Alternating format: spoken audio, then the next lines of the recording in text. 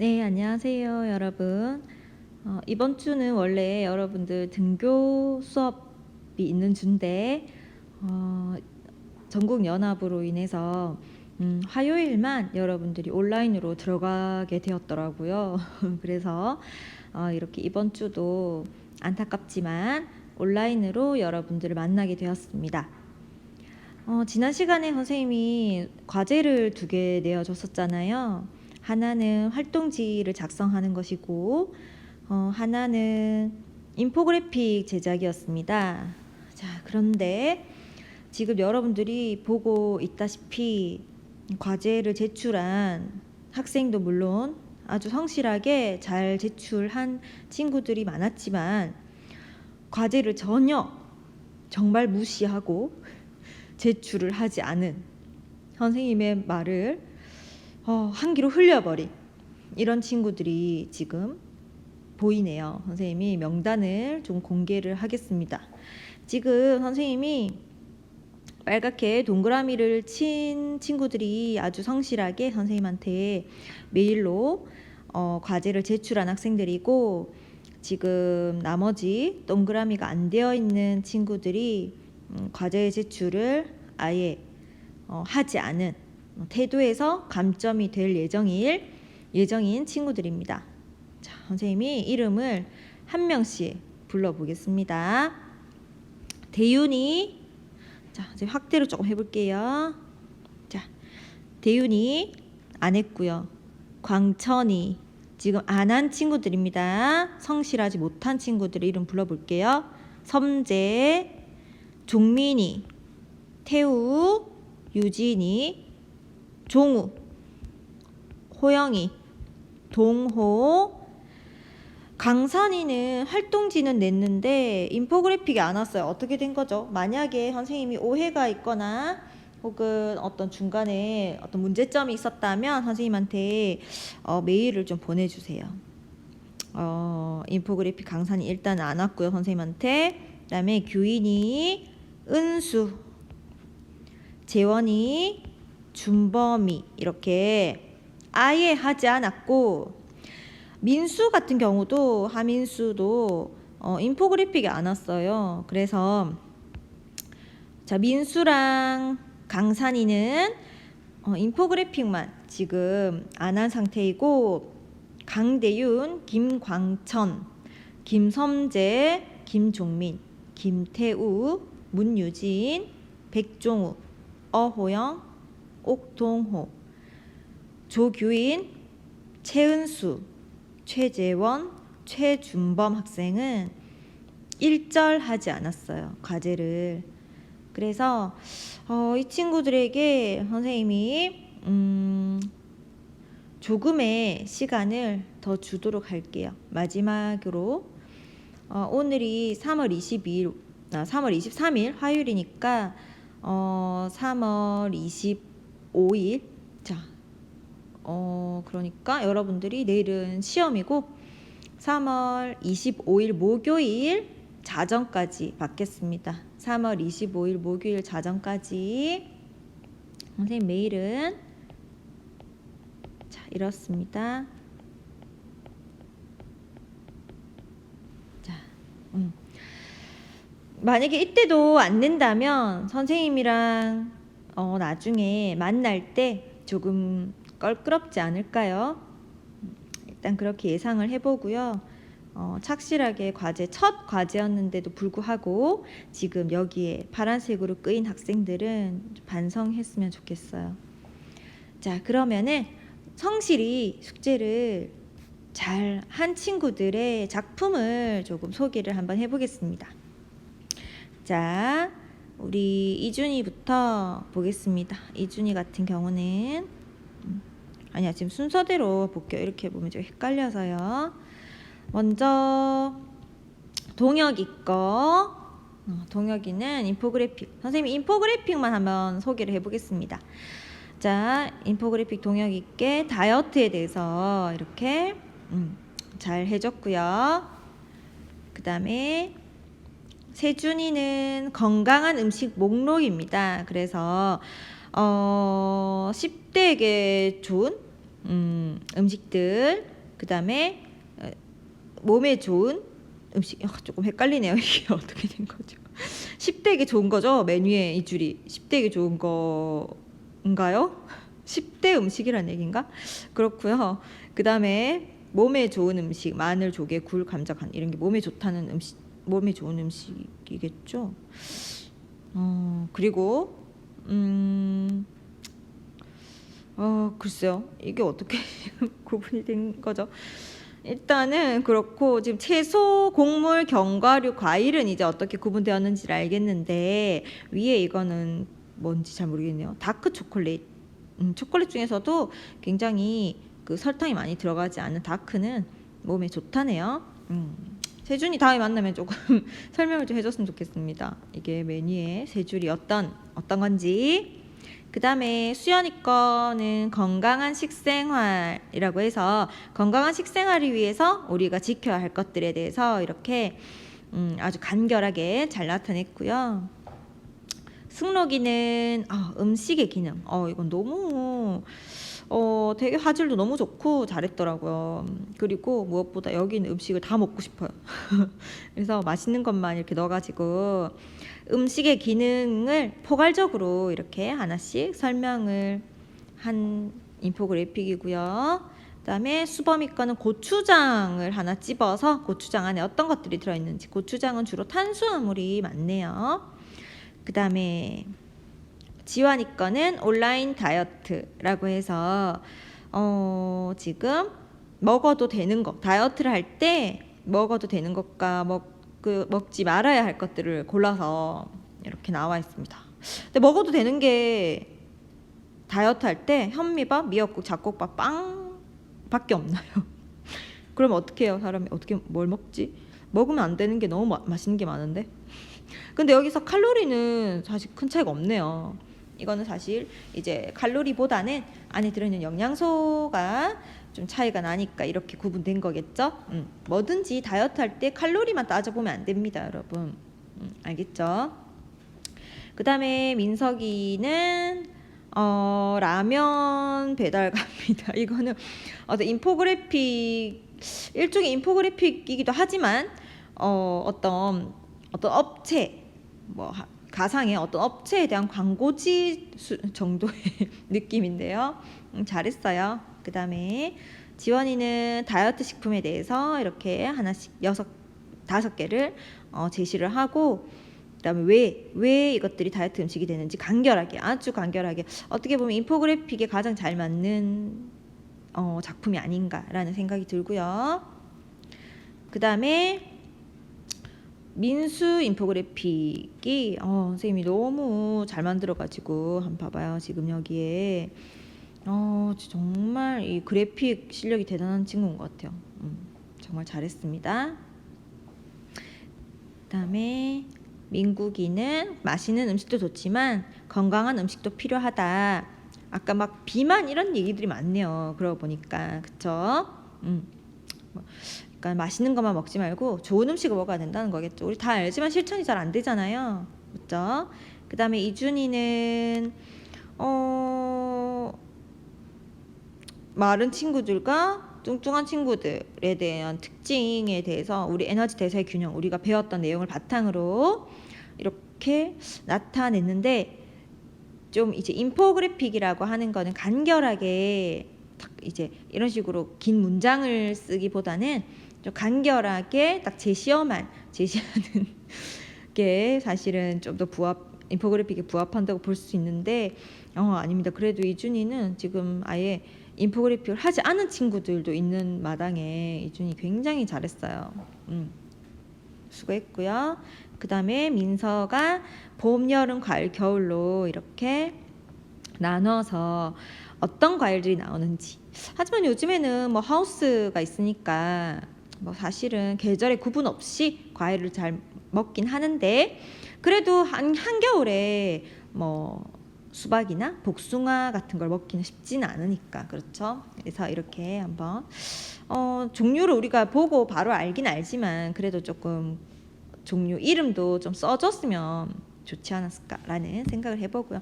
하지만 뭐 민서도 아예 지금 인포그래피를 안 한 친구들도 있기 때문에 굉장히 민서도 잘했어요. 자, 그래서 이렇게 친구들의 인포그래픽 실력을 여러분들 한번 보셨고요. 그러면 선생님이 숙제가 인포그래픽이랑 그다음 활동지였잖아요. 활동지는 선생님이 무작위로 뽑아서 대표적으로 민수 거 한번 소개를 해보고자 합니다. 그래서 이거 이렇게 활동지는 밑에 파란색으로 되어 있는 부분이 민수가 직접 적은 부분인데 하루 동안에 뭘 먹었는지 이렇게 보니까 쌀밥을 2번 먹은 모양이죠. 쌀밥 600kcal인 걸 봐서 쌀밥을 2번 먹었고 그 다음에 계란말이 이런 거는 아마 인터넷을 찾아보고 칼로리를 찾아본 것 같아요. 그쵸? 그래서 쌀밥이랑 계란말이 뭐 이런 것들, 그 다음에 소시지를 먹었네. 소시지는 여기에 지금 제시가 안 되어 있는 음식이잖아요. 755kcal가 되려면 소시지를 굉장히 많이 먹었다는 뜻인가? 그렇겠죠? 그리고 된장찌개가 130kcal. 된장찌개는 정말 저칼로리 음식이네요. 반면에 영양가는 굉장히 풍부한 이런 음식이잖아요. 그 다음에 햄버거를 먹었어. 소시지를 지금 755를 먹고 햄버거 616이다. 어떻게 먹었길래 이렇게 됐을까? 그래요. 그 다음에 감자튀김. 감튀는 아마 햄버거에 세트로 달려 있었던 아이겠죠. 물론 콜라도 마찬가지고. 전반적으로 봤을 때는 조금 영양적인 불균형이 있지 않나라는 생각이 드는데요. 왜냐하면 어떤 식이섬유, 야채나 채소류가 햄버거에 들어있는 거 조금 말고는 뭐 거의 없다고 봐야 되네요. 된장찌개도 조금 들었겠지만 어쨌건 칼로리만 따져보면은 2679kcal였고 반면에 이제 활동 에너지를 구해봤는데 활동 에너지는 지금 민수 같은 경우는 잠을 7시간 잤고요. 좀 더 줄여도 될 것 같은데 시험 기간엔 줄일 거죠. 그 다음에 식사 3번. 식사 왜 3번이나 했지? 분명히 위에는 이게 식사 3번. 그러면은 밥을 2번 먹었고 햄버거 1번, 3번 맞구나. 식사하기가 3번 있었고 그 다음에 TV 보기 2시간 했고 공부하기 4시간. 사실인가요? 4시간. 위에 다 그 활동 유형별 에너지 소비량이 나와 있는 이런 활동들을 주로 했네요. 그 다음에 농구하기를 4시간을 농구를 4시간 하면 안 지치나요? 농구하기가 4시간이 가능하구나. 놀랍네요. 그 다음에 이야기를 또 2시간이나 했다. 이 친구 대단히 활동적인 친구인가 봐요. 그리고 이렇게 이것들을 다 더한 다음에 자기 체중 곱하는 거 잊지 않았네요. 잘했습니다. 체중을 곱해서 해보면 활동 에너지는 4,600이나 나와요. 4,600. 그러면 우리 위에서 2,679만큼 밖에 섭취를 못했는데 4,600이 나왔으니까 굉장히 살이 빠질 지금 조건입니다. 그렇죠? 그래서 자신도 그렇게 정리를 해놨어. 어느 쪽으로 기우냐? 에너지 소비량 쪽으로 기울어진다. 기울여. 맞죠? 기울여 진다. 이러겠죠? 기울여. 그 다음에 그러면은 계속 이렇게 하진 않겠죠. 이날 뭐 유난히 활동 많이 했겠죠. 어떻게 매일매일 하루에 4시간씩 농구를 하겠습니까? 공부량이 좀 더 늘겠지 당연히. 그쵸? 이야기도 좀 줄 거고. 그렇게 해서 하지만 만약에 저 위에 저런 활동들이 계속된다. 섭취는 저만큼이고 소비는 이만큼이다 했을 땐 10년 뒤에는 살이 조금 없는 그러한 형태로. 살이 조금 없지 않을 것 같아요. 굉장히 살이 많이 빠질 것 같아요. 만약에 저 상태로 유지가 된다면. 그래서 활동을 줄이던가 에너지 섭취를 더 많이 늘려야 될 것 같아. 이렇게 정확하게 판단을 하고 있습니다. 잘했어요. 이렇게만 보내주면 돼요. 활동지는 많은 걸 요구하지 않습니다, 여러분. 알겠죠? 그리고 선생님이 다시 안 나가겠지만 지금 이 지난 시간에 우리가 배웠던 에너지량과 뭐 에너지 소비량, 그다음에 섭취량 이런 거 지금 배운 내용들이 다 시험 범위에 넣어질 내용일 것 같아요. 그래서 여러분들이 한번 배울 때 어떤 식으로 에너지량을 구할 수 있는지, 섭취량은 어떻게 구하고 소비량은 어떤 식으로 구하는지 이런 것들을 좀 잘 알아두셔야 될 것 같습니다. 시험에 출제를 할 예정이기 때문에. 아시겠죠? 자, 그러면 이번 시간에는 선생님이 막 이론적인 내용을 하진 않을 거고요. 여러분들의 활동이 이루어져야 될 것 같습니다. 사실은 이 활동은 우리에게 주어진 2시간 활동만으로는 끝이 나지 않을 것 같지만 여러분들이 온라인으로 지금 활동을 하고 있으니까 뭐 수업 시간에 국한된 활동이라고 생각하지 마시고요. 지금 이런 계획서를 선생님이 첨부를 하나 해놨는데 이 계획서도 과제가 되겠습니다. 그래서 여러분들의 어떤 창의적인 아이디어를 좀 얻고 싶어서 선생님이 이런 과제를 여러분에게 제시를 했습니다. 자, 뭐냐면 여러분들이 이제 이번 시간에 해야 할 일은 뭐냐면 이 계획서를 작성하는 일인데요. 연구 계획서입니다. 그래서 연구 계획서를 작성해서 뭐 엄청 대단하게 작성하라는 게 아니에요. 그래서 어쨌건 선생님이 작성하는 방법에 대해서 설명을 좀 해볼 테니까 여러분들이 작성해서 이거는 이번 주 과제가 되겠습니다. 이번 주 과제. 그래서 이 과제 보내준 거에서 선생님이 다음번 또 수업도 온라인이더라고요. 그래서 그때 소개를 좀 해볼까 합니다. 자, 일단 이거는 뭐냐면 지금 첨부 파일이라서 한글 파일로 되어 있거든요. 여러분들도 워드로 작성을 해주시면 좋겠어요. 꼭 한 바닥에 국한되지 않아도 돼요. 양은 얼마든지 제한이 없고요. 일단은 학번 이름, 연구목표나 학번 이름을 일단 적고 과제명 여기는 이제 뭘 적냐면 요즘에는 이제 뭐 문과이과에 구분이 없잖아요. 통합적인 어떤 능력을 대학에서 많이 요구합니다. 그래서 여러분들도 어떤 과학적인 그 탐구에 대한 연구 계획을 세우는 거예요. 실제로 뭐 이 연구를 진행할 기회는 있을지 모르지만 만약에 여러분들이 장기간 프로젝트로 어떤 연구를 진행할 수 있게 된다면 어떤 걸 해보고 싶은지 그 계획서를 좀 구체적으로 작성하는 시간입니다. 자, 그래서 여기 보면은 어떤 방식으로 되어 있냐면 일단은 과제명이 주제예요. 결국 주제. 그래서 주제를 정한 다음에 이론적 배경은 뭐 주제에 따라서 어떤 게 있을 거다. 선행연구 이거는 생략해도 되겠습니다. 그 다음에 왜 그러면 이런 연구가 필요하냐. 이런 게 연구 개요 및 내용이 들어갈 거고요. 연구 방법은 실제 그러면은 내가 의문을 가진 이 현상에 대해서 어떤 식으로 연구를 해서 결론을 찾아낼 것인가. 그 방법에 대한 게 중간에 들어가는 내용이고요. 그리고 마지막은 내가 이 계획서를 작성하면서 참고했던 선행 논문이나 뭐 도서 이런 것들이 있을 겁니다. 그거를 맨 밑에 적는 건데요. 여러분들이 처음 하면은 사실 잘 뭐라 해야 될까? 감이 좀 안 잡힐 수도 있어요. 그래서 선생님이 예를 들어서 뭐 어떤 게 있다 한번 설명을 해보겠습니다. 자, 이건 일단은 주제는 실생활에서 아무거나 잡아도 돼요. 생활과학 연구잖아요. 그러니까는 여러분들이 생활을 하면서 하지만 너무 과학적이지 않은 거면 안 되고 근데 하지만 모든 여러분들 주변에 있는 생활에 관계되는 것들은 다 과학과 뗄 수가 없는 그런 주제들이 많을 거예요. 그래서 그런 생활하면서 정말 여러분들이 뭐 불편함을 느꼈던 부분이라든지 아니면 이거 왜 이럴까? 아니면은 이거 내가 한번 알아내 보고 싶다 하는 그런 주제를 잡는 게 첫 번째 여러분들이 해야 할 일입니다.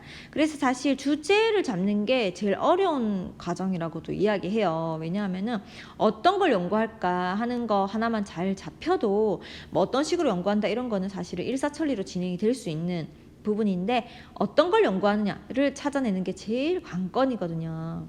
그래서 선생님이 예를 한번 들어볼게요. 예를 들어서 이건 실제로 어떤 그 공모전에 나왔던 주제인데 주제가 뭐였냐면 모짜렐라 치즈가 여러분들 그러니까 치즈 넣어가지고 막 볶음밥 같은 데도 치즈 올려가지고 전자레인지 조금 돌리면은 이렇게 늘어나가지고 되게 맛있잖아요. 그 다음에 치즈가 위에서 이제 밥에만 이렇게 들러붙어 있으면 모르겠는데 치즈가 좀 녹아가지고 그릇에 이렇게 묻었을 때 그 묻은 그릇을 설거지 해본 적 있어요? 여러분들 설거지 잘 합니까? 아무튼 그 눌러붙은 거 설거지 하려고 하면 웬만하면 우리가 뭐 밥풀이나 이런 거는 물에 조금 불려 놓으면 설거지할 때 금방 잘 떨어지는데 치즈 같은 경우는 선생님도 해봤지만 아무리 그 물에 불려놔도 찬물에 이렇게 아무리 불려놔도 잘 떨어지지가 않아요. 그래서 선생님은 항상 고무장갑 끼고 손으로 먼저 치즈들 다 제거하고, 그러니까 치즈가 뭐 또 물에 이제 그냥 일반 물에는 잘 안 녹으니까 이 불편함을 많이 느낀 적이 있었는데 지금 이 어떤 공모전에 나온 연구에서는 실제 이런 연구를 했더라고요. 뭐냐면 주제가 모짜렐라 치즈가 눌러붙은 그릇은 어떻게 설거지하는 게 효과적일까? 이해됩니까? 모짜렐라 친구들은 어떻게 했냐면 주제가 이거예요. 모짜렐라 치즈가 눌러붙은 그릇은 어떻게 설거지하는 것이 효과적일까? 그냥 일상생활 속에서 그냥 궁금한 거를 가져온 거예요. 그쵸? 평소에 우리가 이거 왜 그럴까 하면서도 그냥 지나쳤던 이런 것들을 한번 떠올려 보면 됩니다. 그래서 이론적 배경은 그냥 치즈는 어떻다 뭐 이런 거고, 뭐 치즈의 성분이나 이런 것들이 들어가겠죠. 그리고 주제 선정의 목적에는 뭐라고 적었냐면 선생님이 한번 읽어볼게요. 코로나19 때문에 등교 개학이 늦어지면서 우리 남매만 집에 남겨지는 날이 길어졌다. 엄마는 출근하실 때 밥을 몽땅 해놓으시고 점심마다 이거를 넣어서 볶아 먹거나 비벼 먹으라고 하셨다. 하루는 매일 먹는 볶음밥이 너무 지겨워서 모짜렐라 치즈를 넣어 먹었더니 정말 맛있었다. 하지만 모짜렐라 치즈가 다 굳고 나니까 신발 밑창에 달라붙은 껌딱지처럼 끈질기게 그릇에 붙어 있는 것이었다. 결국 설거지를 하지 못하고 저녁에 퇴근하신 엄마께 여쭤봤다. 그랬더니 엄마께서도 그건 원래 잘 닦이지 않는다며 물에 몇 시간 푹 담갔다가 닦는 수밖에 없다고 하셨다. 과연 그 방법이 최선일까? 궁금해졌다. 그래서 나는 과학 동아리 친구들과 함께 그릇에 눌러붙은 모짜렐라 치즈를 효과적으로 제거하는 방법에 대해서 탐구해보기로 하였다. 이게 연구 동기 및 목적이에요. 이해되겠습니까? 그 다음에 이제 이거는 연구의 필요성은 뭐 우리 지금 현재 치즈를 많이 애용하고 있고 그것들에 대한 연구가 많이 미흡한 상황이다. 그래서 우리 연구를 통해서 밝혀낸다면 가치 있을 거라고 판단되어서 선정하게 되었다. 뭐 이런 식으로 적으면 되는 거예요. 그러고 나서 이제 어떤 것들을 그러면 실험을 하게 되느냐. 이 친구들은 뭘 했냐면 그러면은 그냥 어떻게 하면 모짜렐라 설거지를 어떻게 하는 게 효과적일까? 이게 주제니까 여러 가지의 어떤 가설을 세운 거예요. 그러니까 물에 불린 시간에 따라서 모짜렐라 치즈가 이렇게 녹아지면서 설거지가 되는 정도를 관찰한 실험. 그러니까 4가지로 이렇게 방법을 4가지로 이렇게 나눈 거예요. 그래서 하나는 물에 불린 시간을 바꿔가면서 측정을 했고, 하나는 물에 불린 온도, 하나는 시간, 하나는 온도를 바꿔가면서 측정했고, 하나는 불린 액체의 종류, 그러니까 꼭 물이 아니라 뭐 감귤 주스, 사과 주스, 포도 주스 뭐 이런 것들 넣어가지고, 혹은 식초나 소주 이런 것들 넣어가지고 이제 한번 불려봤다 이거고요. 그 다음에 수세미의 종류는 어떤 게 좋을까? 수세미의 종류도 다양하게 해가지고 실험을 해서 가장 좋은 수세미를 찾아내는 거죠. 그래서 최종적으로 물에 불린 시간은 몇 분이 가장 적당하고, 그 다음에 그러니까 시간은 몇 분이 가장 적당하고를 하려면 가설을 세워가지고 뭐 30분, 1시간, 뭐 1시간 반, 그 다음에 2시간 이런 식으로 여러 번 실험을 해봤겠죠. 해봐가지고 가장 최선의 시간을 이제 찾은 거고요. 1시간이나 1시간 이런 식으로. 그다음에 온도도 다양하게 뭐 30도, 40도, 50도, 60도 이런 식으로 설정을 해봐가지고 다 실험해보는 거죠. 그런 식으로 찾아냈고, 액체도 다양한 뭐 식초, 소주, 베이킹 소다 뭐 이런 것들 다 넣어가지고 가장 잘 불려지는 게 뭔지 찾아냈고, 수세미 종류도 뭐 삼중양면 수세미나 망생주나 아니면은 뭐 실버 클리너, 그 다음에 필터 스폰지 막 이런 식으로 다양하게 수세미를 해가지고 실험을 해본 겁니다. 그래서 이 중에서 가장 최적의 것들을 다 찾은 다음에 그래서 결국 그러면 모짜렐라 치즈를 설거지할 때는 시간은 이렇고 온도는 이 정도에다가 이 액체에다가 이 수세미를 쓰면 가장 잘 씻긴다 하는 결론을 얻어내는 거죠. 이해되겠습니까? 그래서 뭐 이렇게 꼭 체계적이지 않아도 됩니다. 여러분들이 그냥 평소에 생활하면서 정말 이거 왜 그럴까? 아주 간단하고 사소한 물음이라도 상관없어요. 그래서 왜 이럴까? 뭐 이런 것들을 좀 찾아내서 주제를 한번 정해보고 간단한 실험 방법을 적어서 선생님한테 보내주면 될 것 같습니다. 선생님의 이메일 번호는 이메일 주소 다시 알려줄게요. 자, 네이버. 자, 그래서 이거를 이번 주까지 받을게요. 이번 주 일요일이니까 그러면은 3월 일요일이 28일이죠. 28일 자정까지 선생님이 받도록 하겠습니다. 그래서 혹시 이 계획서 작성에 있어서 의문 나는 점이나 뭐 궁금한 거 있으시면 선생님 댓글로 하는 게 좋겠죠? 댓글이 좋겠죠? 댓글로 여러분들이 해놓으면 선생님이 화요일에 들어가서 확인을 해보도록 하겠습니다. 그래서 오늘은 이거 작성하려면 사실은 2시간으로도 부족하거든요. 그래서 여러분들이 활동위주의 수업을 하는 걸로 하고 오늘 수업은 여기서 마치도록 하겠습니다. 여러분 수고 많았습니다. 숙제 안 한 놈들 미워할 거야. 나중에 만났을 때 어색할 거야. 꼭 하세요. 숙제 꼭 합니다. 알겠죠? 대면 수업 때 만날게요. 안녕.